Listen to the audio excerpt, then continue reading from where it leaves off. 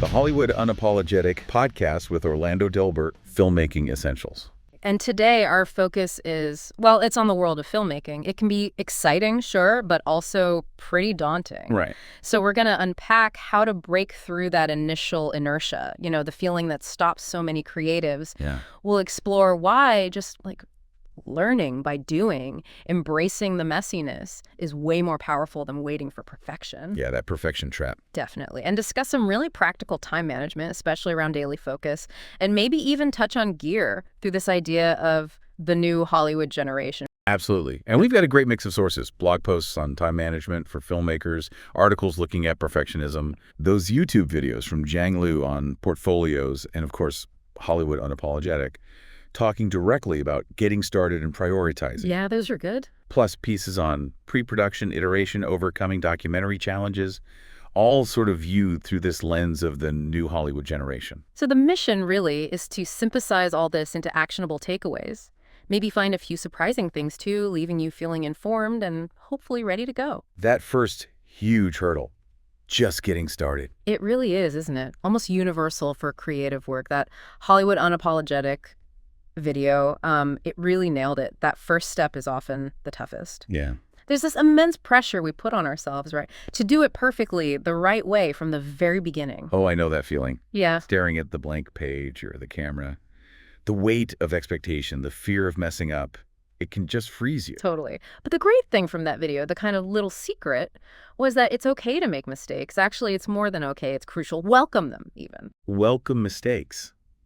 That's a shift. It is. They frame them not as failures, but as data points. You try something, it doesn't work, but boom, you've learned something. Right. You know what not to do, or maybe find a different way. Exactly. It shows what works, what doesn't. That's real progress. And they pointed out, filmmaking, like any art, it's a practice. You get better by doing it again and again. That reminds me, there was that Anne Lamott quote in the Mindful Art Studio piece. Yeah. About how the sheer size of a project, the enormity of the journey, can just paralyze you. Yes, that's it. Total paralysis from overwhelm. So how do you fight that? Well, that article introduced Sark's idea of micro movements. It's brilliant, actually. Instead of thinking about the whole film, just break it down into ridiculously small steps. Like how small? Like really small. If you're stuck writing, maybe today's step is just opening the document. Tomorrow, maybe write one sentence. Or, take out the scissors if you're doing something physical. Clear the table. Huh. It sounds almost too simple. It does, but it bypasses that overwhelm trigger. You're just easing into it. And this isn't just filmmaking, right? The documentary Obstacles article said the same thing. For most creative tasks, the biggest hurdle is just starting. So it's about being proactive, not waiting for the muse. Exactly. Make the decision to start. Write that first line, set up that first shot, brainstorm something. That conscious effort is key. Okay. So let's say we've managed to start. We've made our micro movement. But then comes that other beast, perfectionism, wanting it to be amazing right off the bat. Yes, the perfectionism trap. Let's talk about learning by doing and why embracing the stumbles, the mistakes, is so much better. Yeah, because waiting for perfect seems like waiting forever sometimes. It really does. The Hollywood Unapologetic video also hit on this. Mistakes aren't failures. They're part of growing. You figure out what doesn't work, you adjust, and importantly, your confidence builds because you see yourself moving forward. And they mentioned building a toolkit. Yeah, like over time, through trying things, you develop your go-to shots, your editing tricks, whatever it is. That toolkit comes directly from those trials and errors. And what about gear? They had a point about gear obsession, didn't they? They did. So many aspiring filmmakers get hung up on needing the absolute best camera, the best software. They wait. Instead of just starting with what they have. They talked about using affordable Macs, just getting going, making things. The workflow develops through the making. That seems so much more productive. Yeah. Tom George's article on making mistakes really leaned into this too, right? Absolutely. He basically said the only real way to learn is by doing. And doing means making mistakes. It's unavoidable. He shared some examples, didn't he? Like messing up recordings. Yeah, accidentally recording only half an interview or realizing your first script draft is, well, usually pretty rough. But that's okay. Great scripts come from bad first drafts. And great films from rough cuts you might not want anyone to see initially. Exactly. It's all refinement. Which leads us to that other article, how perfectionism is killing your creativity. Oof, strong title.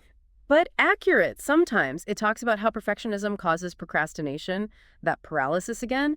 It's often fueled by fear of failure. Or even fear of success sometimes. Right, or getting hung up on past failures or constantly comparing yourself to others. It's that inner critic, isn't it? That voice saying, not good enough. Totally. The article really stressed the negative self-talk involved and how important it is to, talk back to that critic.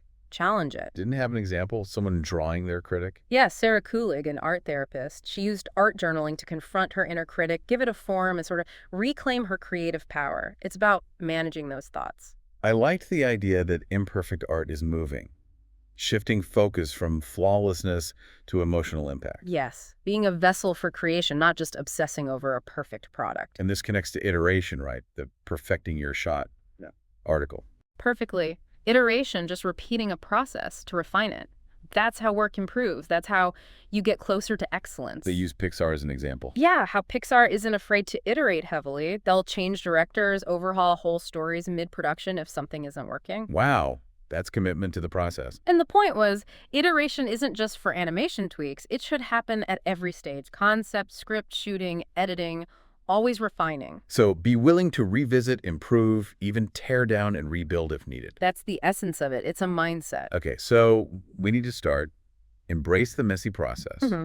But practically, how do we find the time? Especially in filmmaking, which can be all-consuming. It's about time management and daily priorities. Good transition because, time is finite. The 7 time management tricks post had some solid advice for indie filmmakers. Like what? Well, one big one was having a single agreed-upon system for tracking progress. Google Drive, Todoist, Trello, whatever works, but everyone uses it. Stops wasting time figuring out where things stand. Makes sense. Centralized info. What else? Keeping crucial pre-production comms in email. Not scatter across texts or DMs.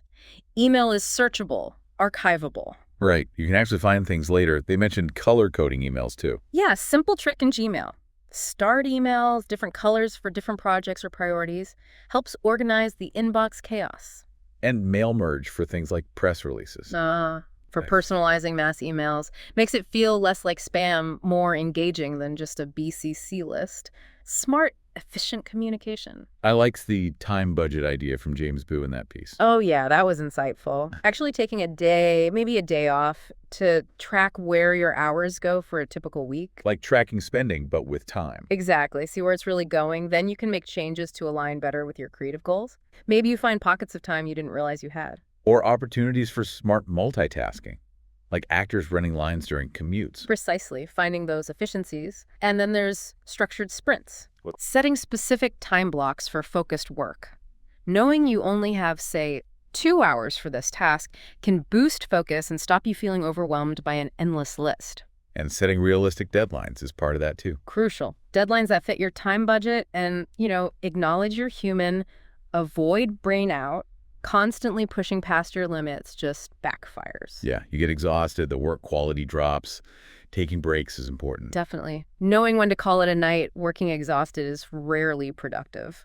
Now, within time management, that Hollywood Unapologetic video on the 5 things I'm going to do really zoomed in on daily focus. It did. Framing filmmaking as a business, the business of you. Time lost is money lost, or at least progress lost. So the core idea is Super simple, actually. Every day, list the 5 most important, highest priority tasks you need to tackle. Just 5. just 5. Seems manageable. Right. And I said maybe it's 3 for some people. The number's flexible. The key is the discipline. Organize, commit time early in the day to figure out that list. Especially with the long hours filmmakers often work. Exactly. It cuts through the noise. What really needs doing today to move forward? This routine helps you track progress, see where time goes, ensure momentum. And the How to Prioritize Tasks article echoed this, didn't it? For agencies, but the principle's the same. Totally.